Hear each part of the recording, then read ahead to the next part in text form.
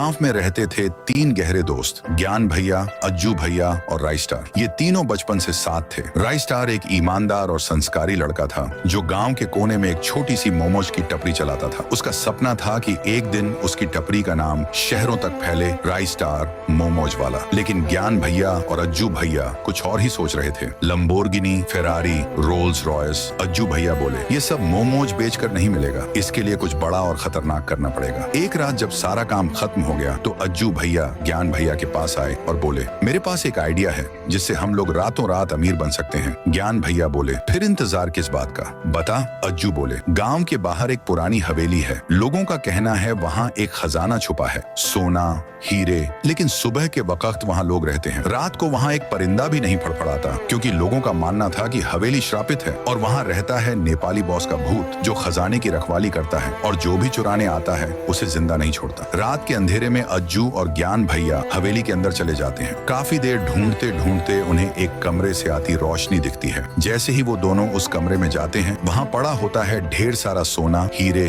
और जवाहरात। दोनों की आंखें चमक उठती हैं, खुशी के मारे झूम उठते हैं। लेकिन ये खुशी ज्यादा देर टिकने वाली नहीं थी। तभी उन्हें एक डरावनी आवाज सुनाई देती है, ए बेंचो साफरी, मुझसे बात करो। जब दोनों पीछे मुड़कर देखते हैं वहाँ कोई नहीं होता। लेकिन जैसे ही खजाने की तरफ नजर डालते हैं वहाँ खड़ा होता है नेपाली बॉस। वो गुस्से में चिल्लाता है, साला तुम लोग यहीं पे चोरी करेगा बहन का शॉट, मैं तुम लोगों को छोड़ेगा नहीं। नेपाली बॉस अपनी कटाना निकालता है और सीधा अज्जू भैया के सिर पर वार करता है। अज्जू भैया वहीं बेहोश हो जाते हैं। ज्ञान भैया ये देखकर बिना सोचे समझे खिड़की से कूद जाते हैं। लेकिन जैसे ही नीचे गिरते हैं वहाँ भी खड़ा होता है नेपाली बॉस। अगली सुबह राई स्टार अपनी मोमोज की टपरी पर अकेला होता है। तभी आता है अमित भैया, एक प्लेट मोमोज देना। राई स्टार पूछता है, तूने अज्जू या ज्ञान भैया को देखा? अमित कहता है, कल बोल रहे थे हवेली जाने का प्लान है पर मैं नहीं गया। ये सुनते ही राई स्टार को कुछ गड़बड़ लगती है। वो फौरन अपनी बाइक उठाता है और निकल पड़ता है। हवेली के बाहर उसे अज्जू भैया की बाइक खड़ी मिलती है। अमित डरते हुए कहता है, मत जा,